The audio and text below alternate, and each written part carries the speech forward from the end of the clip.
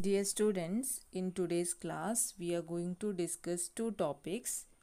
What is watt-hour meter and the safety measures in household electrification. So in the previous class we discussed the pictorial representation of a household electric circuit.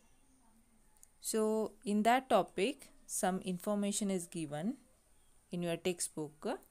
When conductors cross across. So here two figures are given. So what difference you can notice in these two figures? Yes, here the midpoint is marked using a dot and here it is not marked. So what it indicates? Yes, here AB and CD are two conductors. Here also AB and CD are two conductors. So here there is no interconnection between the two conductors AB and CD.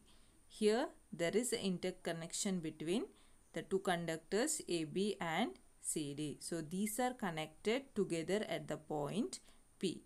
So in a circuit diagram, it is the usual practice to draw as shown in the figure. The conductors AB and CD indicate that they have no interconnection. So, while drawing a circuit diagram, if there is no interconnection between AB and CD, you have to draw like this. And if there is any interconnection or the conductors are connected, then you have to draw like this. So the conductors AB and CD to indicate that they have no interconnection. When it is drawn as shown in the figure, this indicates that they are connected together at the point P.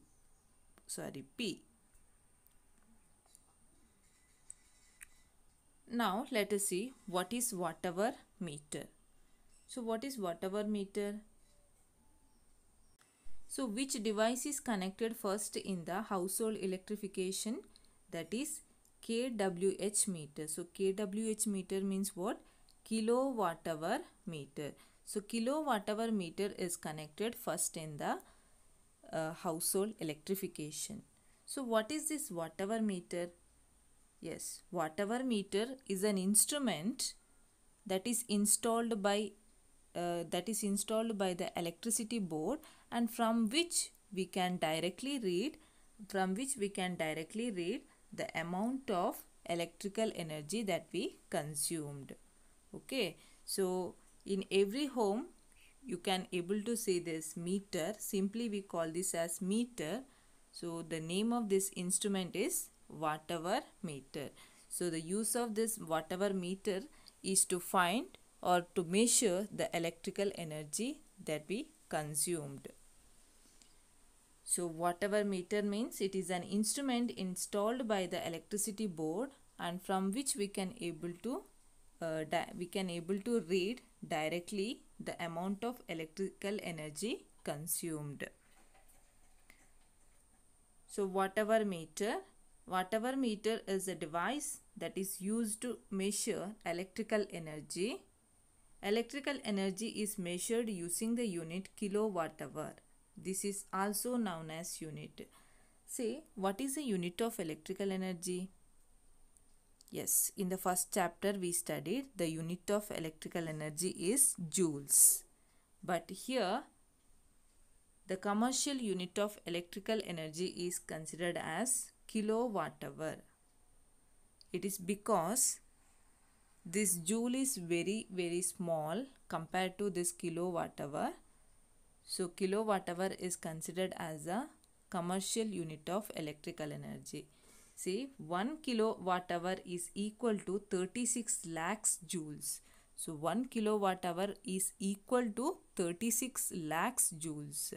So this kilowatt-hour is considered as a unit of electrical energy. So joule is too small unit to calculate the energy supplied for domestic or industrial purposes. So for the convenience, we use a commercial unit of electrical energy which is known as kilowatt-hour. So kilowatt hour is commonly called the unit of electricity. The electrical energy is measured using the unit kilowatt hour. This is also known as a unit. Then the commercial unit of electrical energy is kilowatt hour. It is represented as kWh, K small letter, W capital letter and H small letter. So K means kilowatt hour. A device of 1000 watt when used for 1 hour consumes 1 unit of electrical energy. So kilowatt hour. So 1 kilowatt hour is equal to how many watt hours? Yes, 1 kilowatt hour is equal to 1000 watt hour. So if a device having the power 1000 watt, when it is used for 1 hour, then it consumes 1 unit of electrical energy. So 1 unit of electrical energy means 1 kilowatt hour. So a device of power 1000 watt when used for 1 hour, it will consume 1 unit of electrical energy. Okay, so 1 unit of electrical energy is 1 kilowatt hour. So 1 kilowatt hour is equal to 1000 watt hour. And this 1 kilowatt hour is equal to 36 lakhs joules.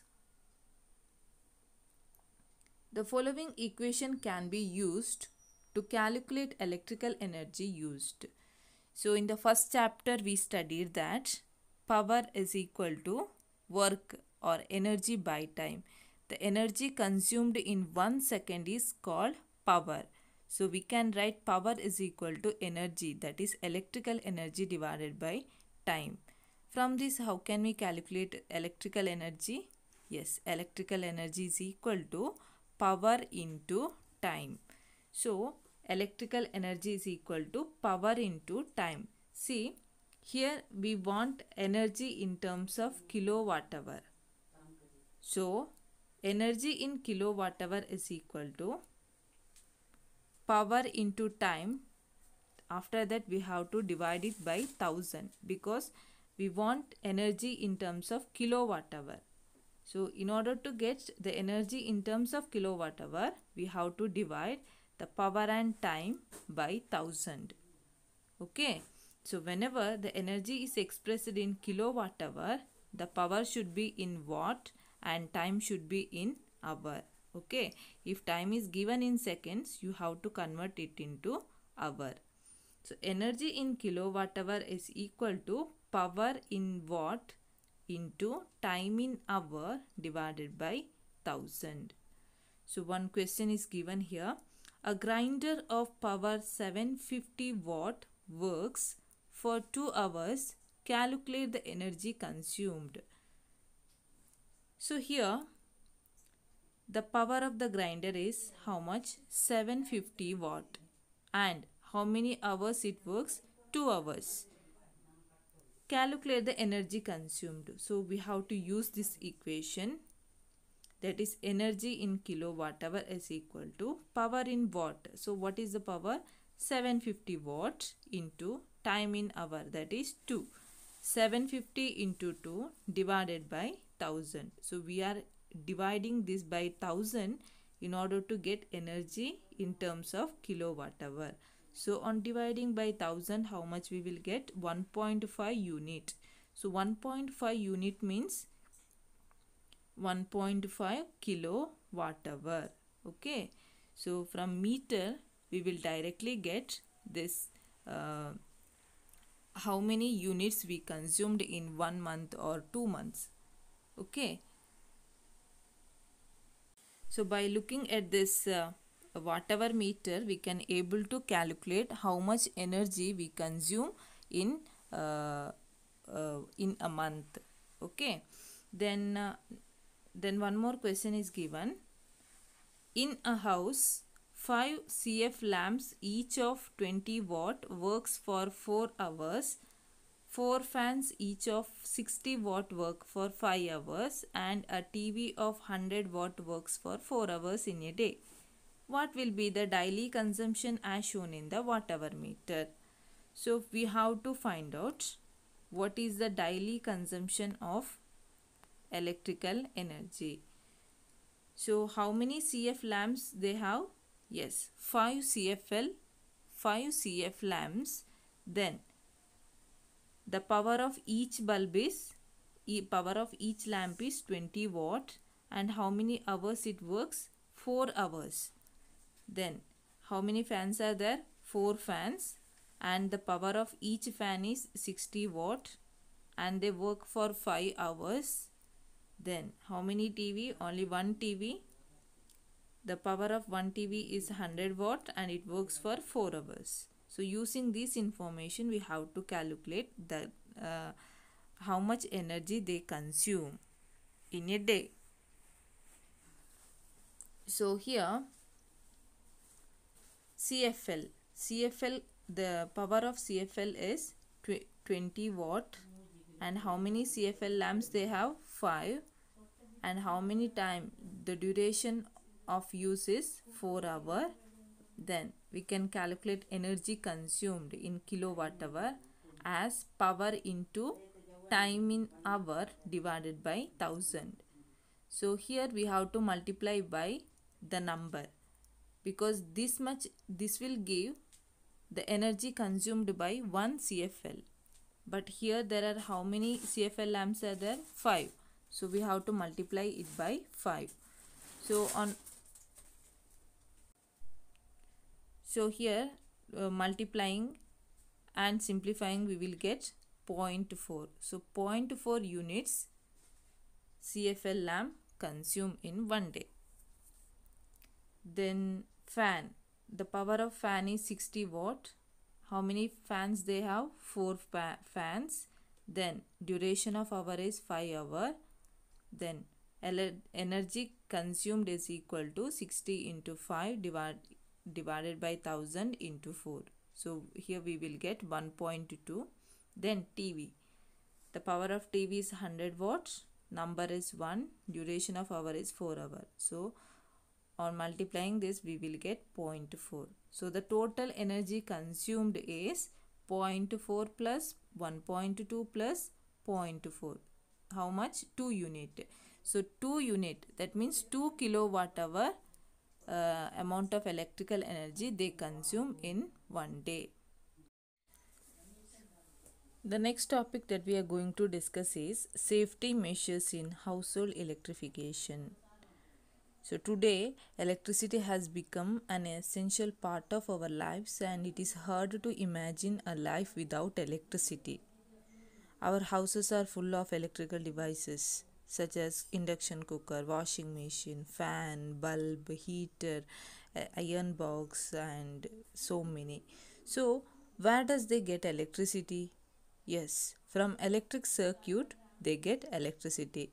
Even though the electricity fulfills our needs, it is extremely very dangerous.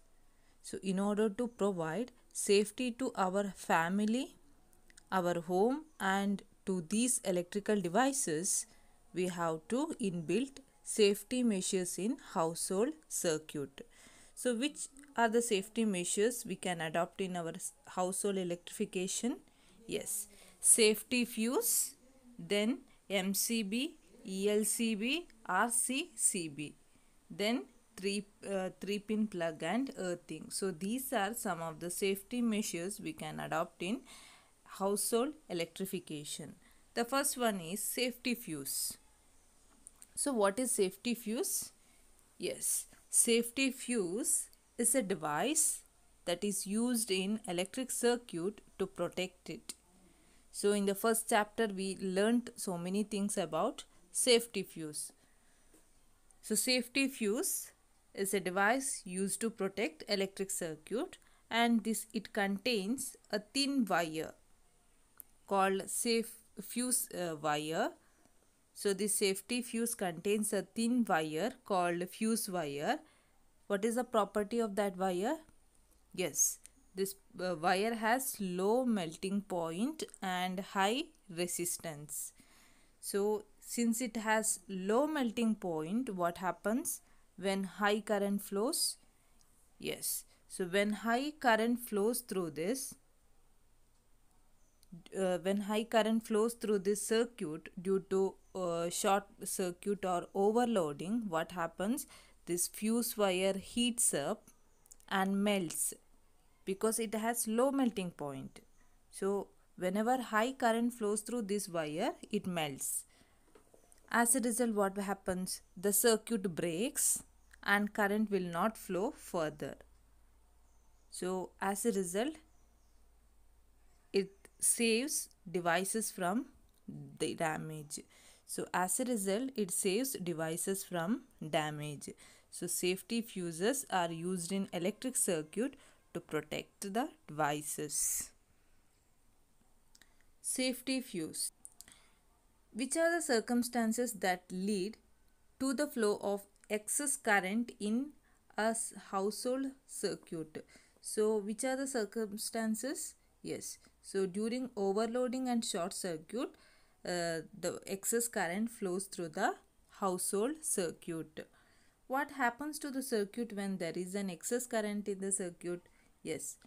If there is an excess current in the circuit, what will happen? The electrical devices will damage and wiring system may burn away. How does the safety fuse protect a circuit? So how does a safety fuse protect a circuit? Yes, when excess current passes through the circuit, what happens? The fuse wire melts away, thereby it protects the devices. So if a fuse wire melts, what happens? Yes, the circuit breaks and current will not flow further. So after this, what we have to do? We have to replace this fuse wire with a new fuse wire. So a circuit can be brought back to its original state by using a fuse wire of suitable amperage after rectifying the issue of excess current in it. So after rectifying the issue, what we have to do? We have to replace the melted fuse wire. We have to replace the melted fuse wire by a new fuse wire, so that we can bring back this fuse wire to its original state. So that's all about safety fuse.